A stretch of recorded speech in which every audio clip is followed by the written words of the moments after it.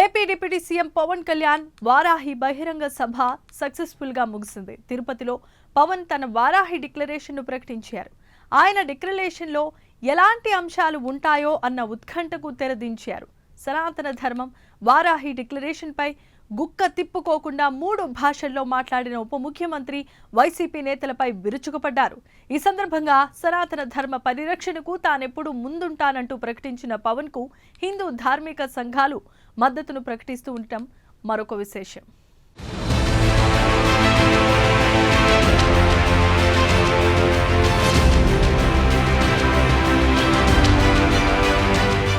తిరుపతి వారాహి సభ సాక్షిగా deputy CM Pawan Kalyan Varahi declaration ప్రకటించారు. తిరుమల లడ్డూలో కల్తీ నెయ్యి ఉపయోగించారన్న ఆరోపణల నేపథ్యంలో పవన్ సనాతన ధర్మ పరిరక్షణకై 11 రోజుల ప్రాయశ్చిత్త దీక్ష చేపట్టారు.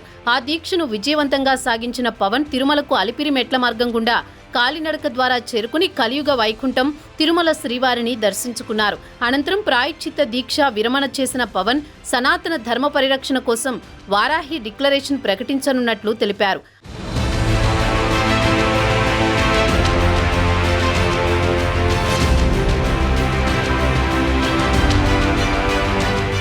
ఆ మేరకు తిరుపతిలో వారాహి బహిరంగ సభను నిర్వహించి వారాహి డిక్లరేషన్ను పవన్ ప్రకటించారు. డిక్లరేషన్ సందర్భంగా పవన్ కళ్యాణ్ తన ఒరిజినల్ ఫైర్ ప్రదర్శించారు. గుక్క తిప్పుకోకుండా సనాతన ధర్మం వారాహి డిక్లరేషన్లపై ఇంగ్లీష్, తమిళం, తెలుగు భాషల్లో మాట్లాడుతూనే వైసీపీ నేతలపై విరుచుకుపడ్డారు. టీటీడీ మాజీ చైర్మన్లు అయిన జగన్ బంధువులు వైవి సుబ్బారెడ్డి, భూమన కరుణాకర్ రెడ్డిలతో పాటు మాజీ ఈవో ధర్మారెడ్డిపై విమర్శలు గుప్పించారు. వారి హయాంలోనే నెయ్యి కల్తీ జరిగిందని, అసలు ధర్మారెడ్డి ఎక్కడా అంటూ నిలదీశారు. ధర్మారెడ్డిని పట్టుకుంటే అసలు నిజాలు బయటకు వస్తాయన్నారు.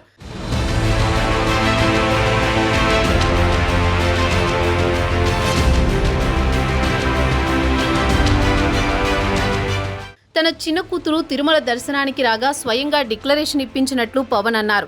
ఈ మాట సభలో అనగానే ఒక్కసారిగా జై జనసేన అనే నినాదం మారుమ్రోగింది. తిరుమల పవిత్రతను కాపాడేందుకు తానెప్పుడూ వెనకడుగు వేయనని, అందుకే డిక్లరేషన్పై తన కూతురు మైనర్ కావడంతో తండ్రిగా సంతకం చేశానన్నారు. ఈ విషయాన్ని కూడా రాజకీయం చేయాలని వైసీపీ చూసిందన్నారు.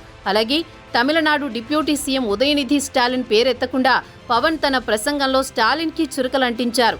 ఈ మధ్య ఒక యువ నాయకుడు సనాతన ధర్మం వైరస్ లాంటిది, దానిని అరికట్టాలని మాట్లాడుతున్నారన్నారు. ఇదే మాట ఇతర మతాలపై మాట్లాడి ఉంటే ఈ పాటికి దేశం తగలబడిపోయి ఉండేదని, కానీ మనం మాత్రం మౌనంగా ఉండాలా అంటూ పవన్ ప్రశ్నించారు.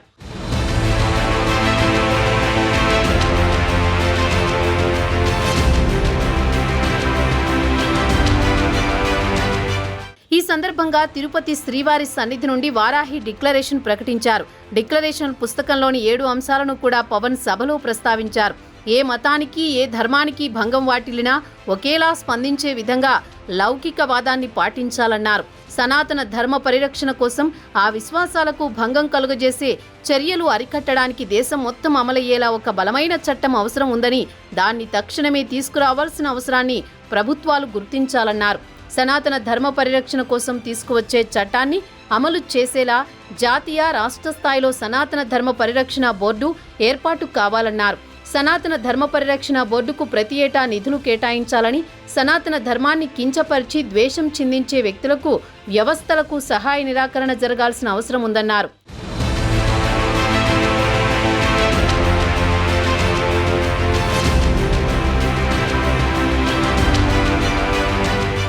ఆలయాలలో నిత్యం జరిగే నైవేద్యాలు, ప్రసాదాలలో వినియోగించే వస్తువుల స్వచ్ఛతని ధృవీకరించే విధానాన్ని తీసుకువచ్చేందుకు కృషి చేస్తానన్నారు.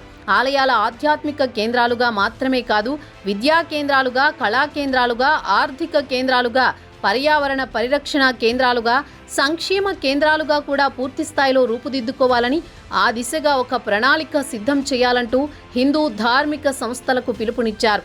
ఏ మతానికి, ఏ ధర్మానికి భంగం వాటిల్లినా ఒకేలా స్పందించే విధంగా లౌకికవాదాన్ని పాటించాలని ప్రజలకు పిలుపునిచ్చారు. రాముడు ఉత్తరాది దేవుడు, ఆర్యుడని కొంతమంది తప్పుడు వ్యాఖ్యలు చేస్తుంటారని, రాముడు ఈ దేశానికి ఆదర్శప్రాయుడని హిందువుల వారసత్వ సంపదగా పవన్ అన్నారు. దీక్ష చేపట్టి డిక్లరేషన్ ప్రకటించి సనాతన ధర్మ పరిరక్షణకు తానెప్పుడూ ముందుంటాను అంటూ ప్రకటించిన పవన్ కు హిందూ ధార్మిక సంఘాలు మద్దతు ప్రకటిస్తుండడం విశేషం.